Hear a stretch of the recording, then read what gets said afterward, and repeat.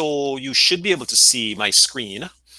And I'm hoping that everybody was able to at least look at the homework. Not everybody has done it yet. And at some point, the homework that I put together for last class is something you're going to get around to trying. I know some people made a valiant effort at it, and I gave you some feedback on what you've done, but I'd really like to see everybody at least try that homework as well. So let's get started. Today, we're going to be looking at scalar multiples of vectors, and you can see the learning goals on there. We're going to understand the meaning of multiplying a vector by a scalar. We've mentioned this before. This is not something new. We're going to understand how collinear vectors are related to scalar multiplication of vectors. We're going to understand unit vectors, very simple concept, and apply this concept of scalar multiples to problems. Okay, so let's get started. Give you some general information first.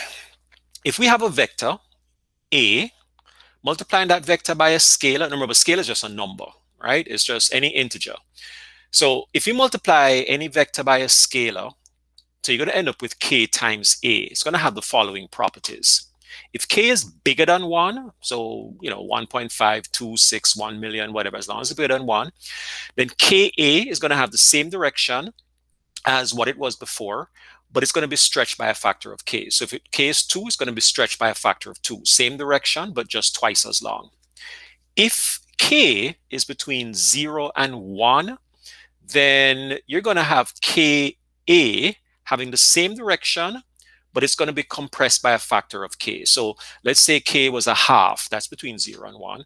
Then it means that the original vector, which was whatever the magnitude was, is going to be half as long as it was before. If the k is between 0 and minus 1, so it's negative, but it's greater than minus 1, then it's going to have the opposite direction to the original a, when it's going to be compressed by a factor of k. It's going to be shorter, right? So it's going to go in the other direction. It's going to be shorter. If k is less than minus 1, so minus 2, minus 3, minus 4, it's going to be also going in the opposite direction, but it's going to be stretched. It's going to be longer by a factor of k. So that's all that is. And intuitively, I think you kind of already know that. That's nothing that I think is going to be particularly new or, revolutionary to what we've done before with vectors. Let's just talk about unit vectors for a minute. A unit vector is a vector whose magnitude is 1, right? And if a vector has a magnitude other than 1, so let's say a vector has a magnitude of 2, then if you want this thing to become the unit vector in the same direction as the original v, then you can just multiply it by 1 over whatever the magnitude of that is. So you're going to use a scalar equivalent to the reciprocal of whatever the magnitude of the vector is. So let's say okay, let me give you an example. Let's say the vector had a magnitude of 10. Then if I wanted to make it into a unit vector, because it has a magnitude of 10, I'm going to multiply it by 1 over 10. Or another way of saying is I'm going to divide by 10. So if it was 10 before and I divide by 10, it's going to become 1. So it's a very simple concept, right? If you multiply any vector by 1 over the magnitude of the vector, it's going to become a unit vector, which means it has a magnitude of 1. Okay, now I want you to look at this question.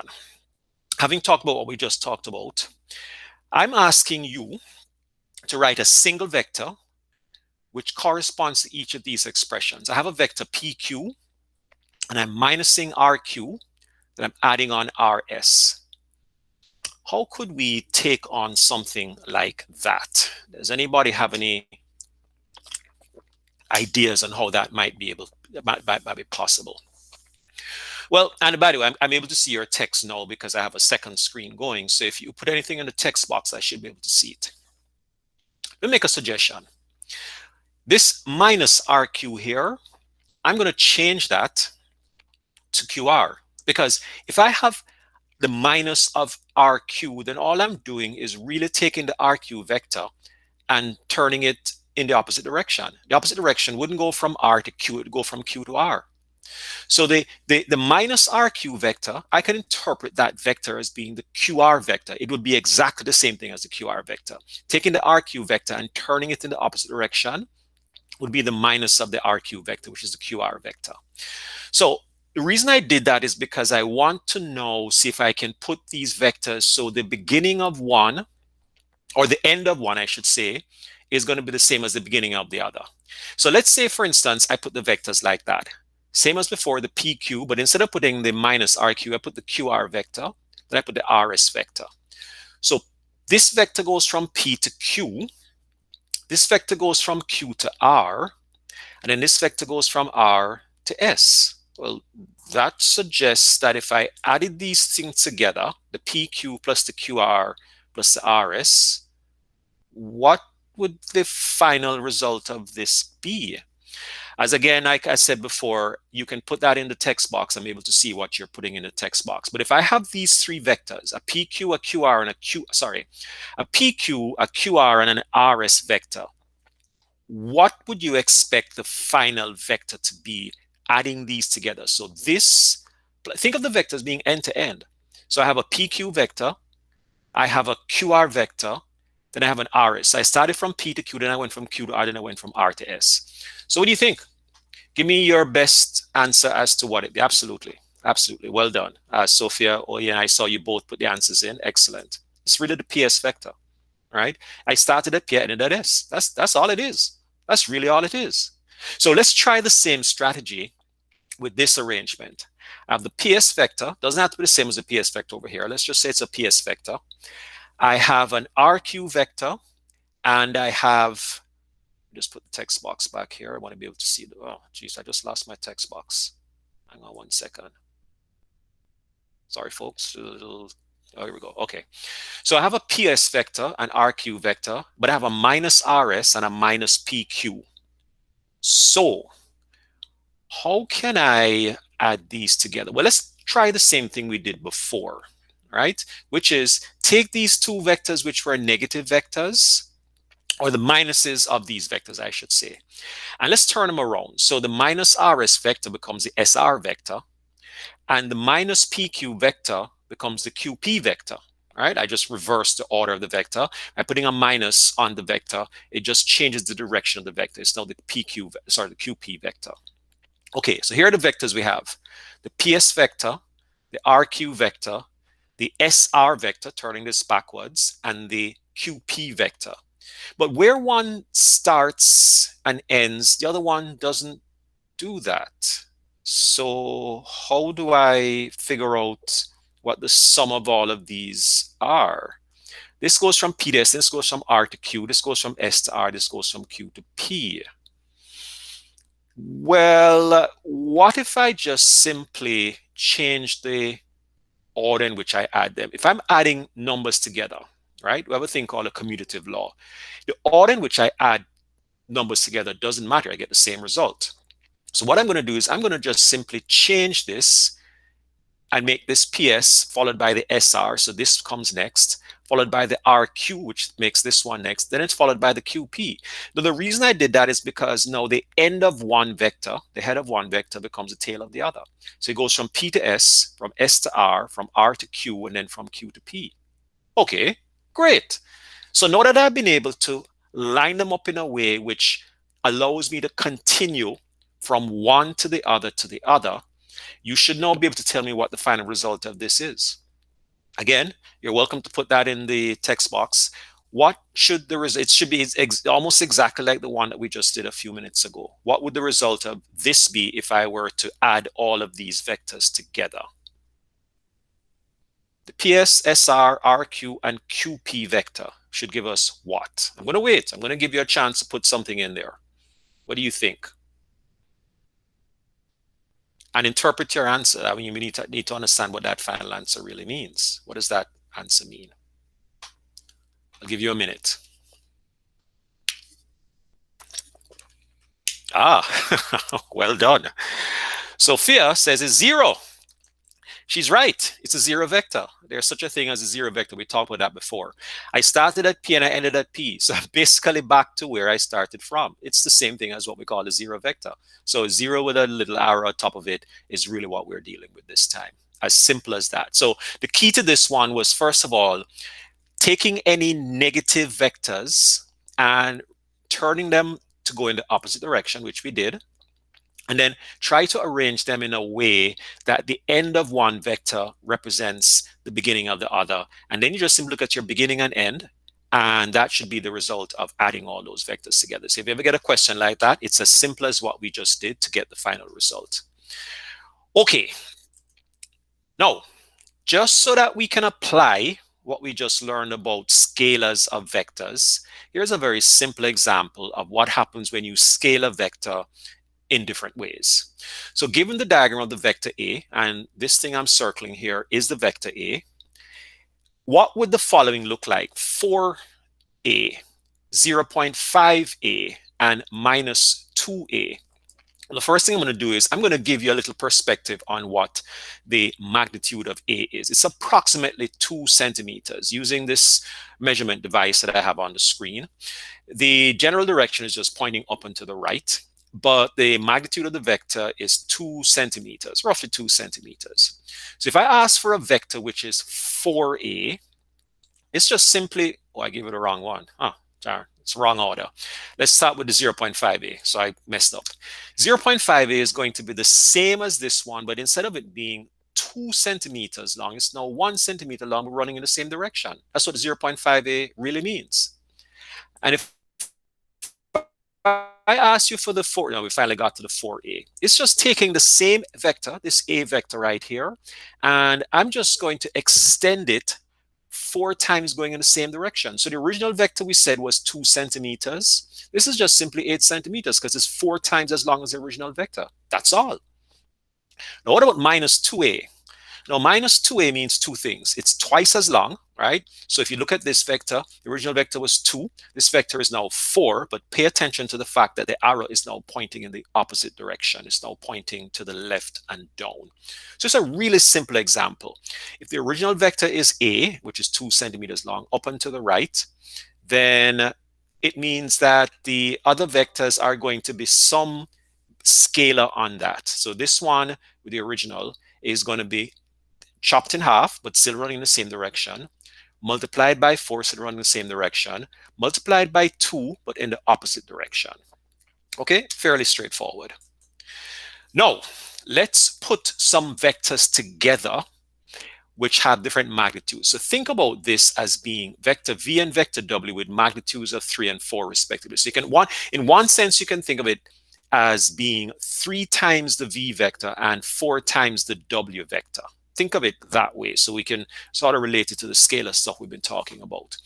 But one of the things I want to remind you of is what we said, I think, on the very first day that we're talking about vectors, and that when we talk about the angle between two vectors, it's defined as when the vectors are tail to tail. So you have to bear that in mind. So when I talk about the V vector and the W vector acting at 40 degrees, these are the scalars that we're going to apply to these vectors. So that will make them 3 and 4 units long respectively. But look at the fact that I'm not adding them together, I'm actually subtracting them. Now, we did something like this when we looked at vector addition on the second day. And I'm going to follow not what we did last time when we were using component form. I'm going to go back to using the parallelogram that we did when we did this the first time. So here's vector V. Here's vector W. Right? There's a if I put them tail to tail, approximately, this is not done, it's not drawn to scale. Their approximate angle between them is 40 degrees, right? Let's assume that. So I'm going to put these vectors into a parallelogram. Now notice that vector V runs in the same direction as vector V. It's up and to the right. So here's vector V. The arrow runs from here up to here. But vector W, instead of going from left to right, goes from right to left. It's going in the opposite direction. So when I'm trying to put my parallelogram together, I'm going to put my other vector W on top here and my other vector V over here. So here's a duplicate of vector V over here. Here's a duplicate of vector W up here. So if I normally put these two together tail to tail, I'd have a nice long diagonal that runs between them going this way. But it turns out, and I said this to you when we were doing this the very first time, that if the vectors put tail to tail give us this diagonal that runs between them, then if you wanted to find the difference between them, then really what you're doing is finding the length of the other diagonal, so this diagonal right here. So I have this vector going from here to, then I have this vector going from here to here. The final sort of trajectory or the path of the vector goes from here to here. This is the vector distance that I'm trying to find. I want to find the magnitude of that vector. If you remember, we used the cosine law to do this the last time. When we did, if the vectors were tail to tail and there is a 40-degree angle right here, then we actually use the supplement of that because we wanted to find the length of this longer diagonal. Use a supplement of that, which is angle which is right next to or adjacent to the angle between them, and we use that angle instead. But this time, we're not trying to find the length of this diagonal. We're trying to find the length of the shorter diagonal running from here to here. So when we use the cosine law this time, we're actually going to use the angle of 40 degrees itself, right? So this angle right here, opposite to the length of the side that we're trying to find, which is this side right here. So cosine law, going to be 3 squared plus 4 squared minus 2 times 3 times 4 cosine of 40. And if you do all of what you need to do, it works out to be approximately, you can do this for yourselves, it works out to be approximately 2.57. We don't have any units here, so we'll just leave it as being approximately 2.57. So if I'd asked you to add these two together, then what you'd have done is what we did on, I guess it was Friday, last week Friday. We'd have used the cosine of this supplement of 40, which would have been 140 instead, the thing that makes us up to 180. But in this case, because we're trying to find the difference between them, we're actually going to use the actual angle itself, which is 40. So there you go. That takes care of the magnitude. We also have to find the direction. Now for direction, remember, we're trying to find the direction relative to one of the existing vectors. So I'm going to say, here's my vector v. Let's find the angle relative to vector v. So here's my vector that I'm trying to find the direction of it. And here is the v that was one of the pre-existing vectors. Let's try to find this angle right here. And the way we did that the last time was by using the sine law. So let's just use the sine law again. So remember, this angle we're trying to find, so the sine of this over this would be equal to the sine of this, which is the 40-degree angle, over that. So here's what it says. The sine of theta, this angle right here, over 4. This is the 4, it doesn't have any real units, just 4 long. Sine of 40 over the side that we just found, which was 2.57. If you run through the math on that, it's 89 degrees, which if you look at it, it kind of looks like it's almost a right angle. But it's not drawn to scale, but it does kind of look like a right angle. So this vector is 89 degrees from vector v. We're not using any directional bearings here. We're just trying to find angle relative to one of the previous vectors. So this angle here is about 89 degrees away from the previous vector. We could have found the angle relative to w as well, but we're finding it relative to v, right? For no particular reason. We just have to find the direction based on a reference to something that we know, which would have been either w or v. We're using v. So that answers that question. That's the magnitude direction of that vector v minus, not v plus w, but v minus w. Okay. How about if we said for the same vectors in the previous example, find a unit vector in the direction of v plus w? So here's a difference this time.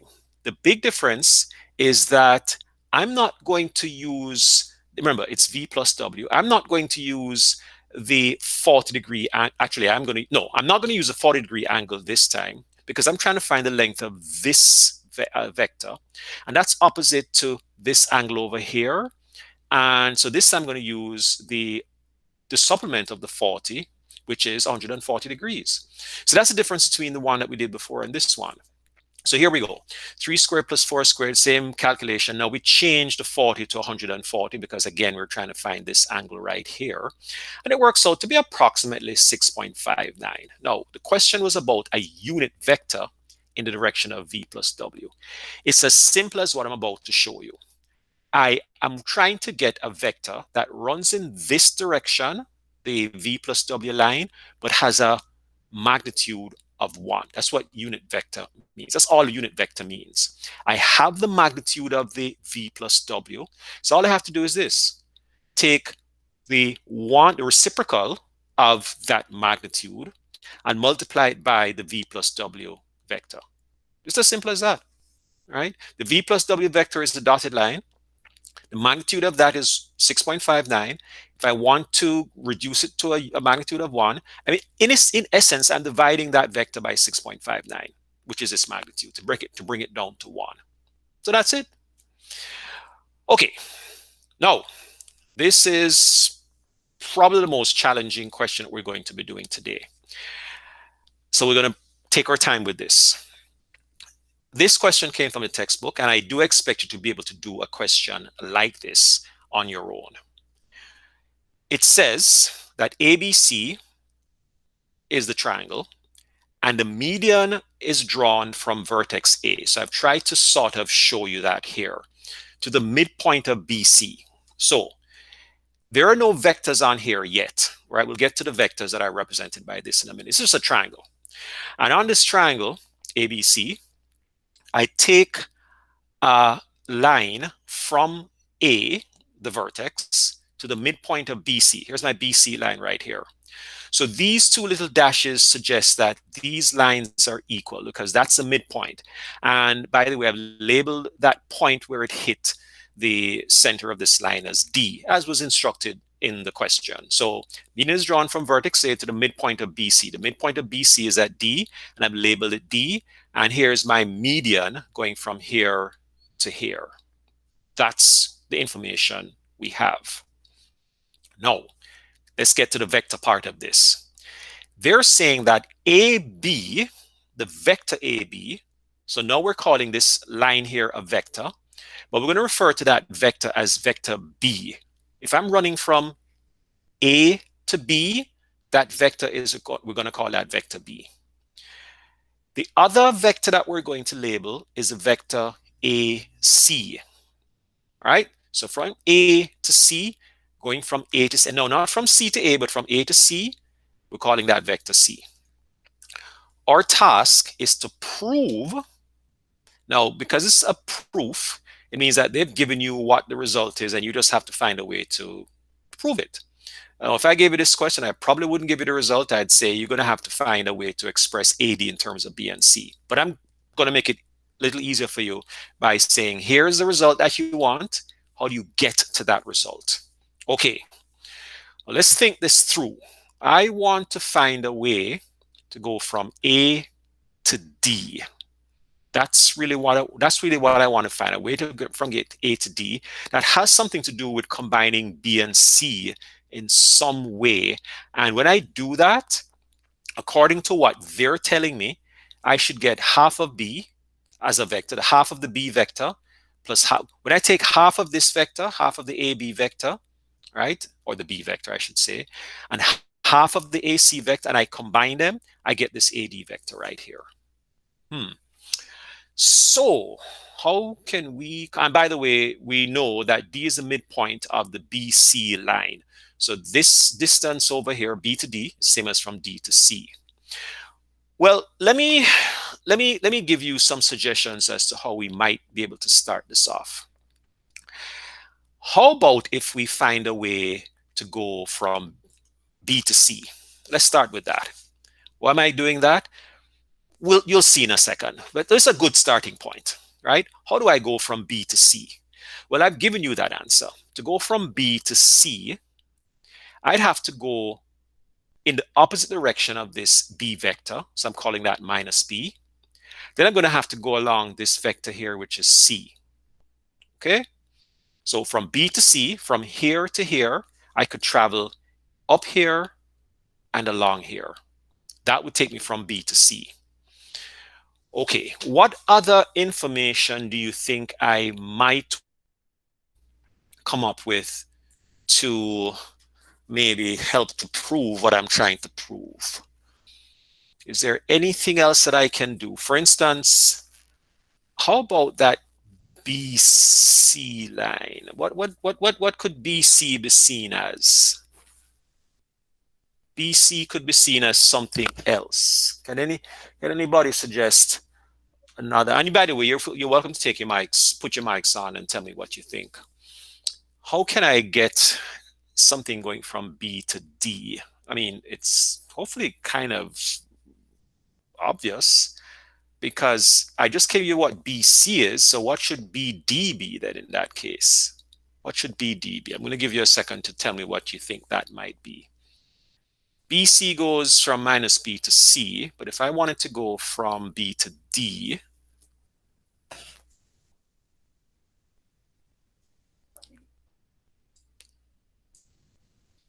of course, absolutely. It's half of the BC line, right? Because we know that it's the midpoint. To go from B to D is half of the BC line. Perfect. Okay, so how about if we take this BC line, right? Sorry, take the BD now and use that BD as a way to go from A to D, because that's really what we're trying to prove. We're trying to go from A to D. Shouldn't that A to D line, now that we have something which represents BD, can we not use that to come up with a way to get from B to D? Sorry, from A to D. That's really what we're really after, this AD line. That's really what we're trying to figure out here. So can I not say that AD should be equal to the B vector, right? Plus the BD vector. Let's see why that is true. I want to get from A to D. That's my goal. I want to start here and I want to end up down here. Well, can I not take this vector, which is going from A to B, which we already said is the B vector, right? We call this the B vector. And then when I get to this point, I need to go along the BD line, which is from here to here.